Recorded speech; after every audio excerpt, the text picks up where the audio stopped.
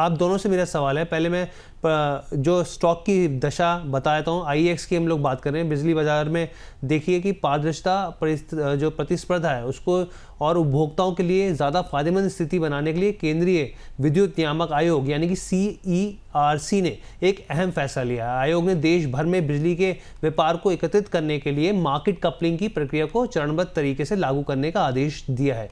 इस नई व्यवस्था के तहत भारत के सभी बिजली एक्सचेंज जैसे कि आईएक्स यानी कि Indian energy exchange, PXIL, power exchange India और हिंदुस्तान पावर एक्सचेंज को एक यूनिफॉर्म से जोड़ा जाएगा। इसका मकसद क्या है? देश में कहीं से भी बिजली खरीदी या फिर बेची जाए, लेकिन एक यूनिफॉर्म मार्केट क्लीनिंग प्राइस के तहत होगा यहाँ पे।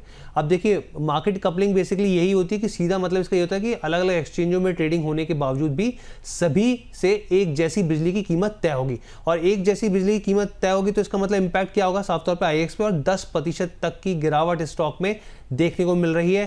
क्रैश हो गया है ये स्टॉक, बुरा हाल हो गया है स्टॉक का। और यहाँ पर आप देखिए कि इसमें सबसे बड़ा देखने को मिलेगा कि अब ये जो परसेंटेज है यहाँ पे स्टेक होल्डिंग की, वो कितनी घटती हुई दिखेगी, यहाँ पे बिजनेस पे कितना इम्पैक्ट होता दिखेगा। लेकिन अपने व्यूअर्स को हम लोग बता दें कि अगर आप आईएक्स की बात करें ना, लगातार इसमें जो रिटेल पार्टिसिपेशन है वो लगातार घट रहा है। मार्च 2024 में जो पार्टिसिपेशन था 39.25% था, वहाँ से घटते घटते जून 2025 में 29.42% आ गया है यहाँ पर।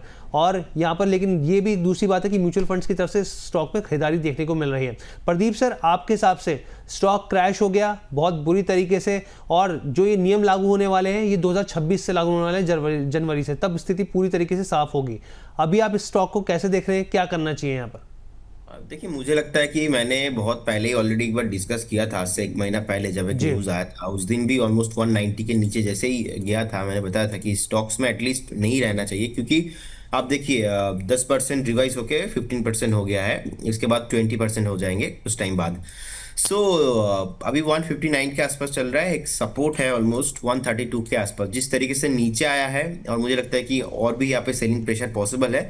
अभी तो आई थिंक यहाँ पे एग्जिट भी पॉसिबल नहीं है, क्योंकि लोअर सर्किट में ऑलरेडी लगा हुआ है। तो जैसे ही मौका मिलेगा मेरे ख्याल से एग्जिट करना सही होगा, क्योंकि ऑलरेडी एक डबल टॉप बना था और 230 टू 25 के आसपास, उसके बाद नीचे आ गया। बीच में हमने देखा था कि एक बार 190 के ऊपर नीचे आने के बाद फिर से ऊपर आया था 211 वाले के आसपास, तो वहाँ पे भी सस्टेन नहीं हो पाया। और जैसे कि आपने बताया न्यूज़, सो क्या होता है कि market is logical, human are emotional. So लोग ना इमोशनल होते हैं बहुत, तो इमीडिएटली इसका रिएक्शंस हमें स्टॉक्स में देखने को मिलता है। सो देखिए, अभी 159 के आसपास चल रहा है। As per the my interpretation मुझे लगता है कि ऐसे एग्जिट करना चाहिए। जैसे ही आपको थोड़ा बहुत बाउंस बैक मिले या तो मौका मिले, एग्जिट कीजिए, कुछ अदर स्टॉक्स में शिफ्ट हो जाइए जहां पे अच्छा पॉसिबिलिटीज बन सके। ठीक है, यानी कि आपके हिसाब से निवेशकों को जैसे ही मौका मिले यहाँ से निकल जाना चाहिए। हाँ जी।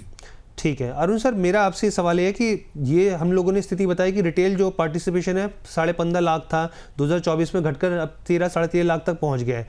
वहीं दूसरी ओर सर, अगर मैं बात करूं यहाँ पर, तो म्यूचुअल फंड की जो शेयर होल्डिंग है वो मार्च 2024 में 20.92% थी, अब जून 2025 में 27-28% तक पहुँच गई है। आपके हिसाब से स्टॉक में क्या सलाह करनी चाहिए? रिटेल निकल रहे हैं, म्यूचुअल फंड जा रहे हैं, एंट्री कर रहे हैं, आपकी क्या सलाह रहेगी? देखिए, वैसे टेक्निकली तो कोई बड़ी दिक्कत आ चुकी है। 10-15% आज भी डाउन है, सेकंड सर्किट लग चुका है। पर ये चीज जो है काफी दिन से मार्केट में इसकी बात थी कि डीकपलिंग होगी, ये डीकपलिंग होगी। ये डेट मेंशन नहीं थी। अब ये 26 जनवरी जो नेक्स्ट ईयर के 26 जनवरी का जो डेट है वो आ चुका है, तो ये एक बड़ा इंपैक्ट इनके बुक्स पे डालेगा। अराउंड जो है, मैं एक ब्रोकरेज रिपोर्ट पढ़ रहा था, 30-35% तक की मार स्टॉक इस के रेवेन्यू या फिर इस पे टॉप लाइन पे पड़ सकती है। तो मुझे लग रहा है इसी का असर आज स्टॉक में देखने को मिल रहा है। अगेन सेकेंड सर्किट लग चुका है, 15% के आसपास है। हो सकता है और भी आपको सेकेंड वापस नीचे और जाता हुआ नजर आए। तो अगेन आज एक जो इन्वेस्टर्स है जिन्होंने इन्वेस्ट करके रखा है, वैसे तो एफ&ओ बैन में है।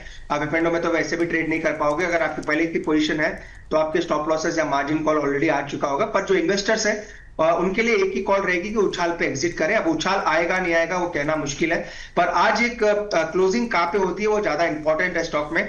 अगर नीचे से रिवर्सल किसी भी वजह से आता है तो ऊपर में अच्छा एग्जिट देखने को मिल सकता है। तो एक दिन का बेनिफिट आप डाउट, वैसे तो कोई नेगेटिव कोई पॉजिटिविटी है नहीं। अगर आज रिवर्सल नहीं आता है तो काफी दिक्कत स्टॉक में आ सकती है। इसलिए F&O तो वैसे ही करना नहीं चाहिए, वैसे भी बैन में है। और जो इन्वेस्टर्स है जिन्होंने स्टॉक ले रखा है उनके लिए सेम वही सलाह रहेगी, अगर उछाल किसी भी वजह से बनता है तो स्टॉक से निकल जाने की ही राय है। ठीक है सर।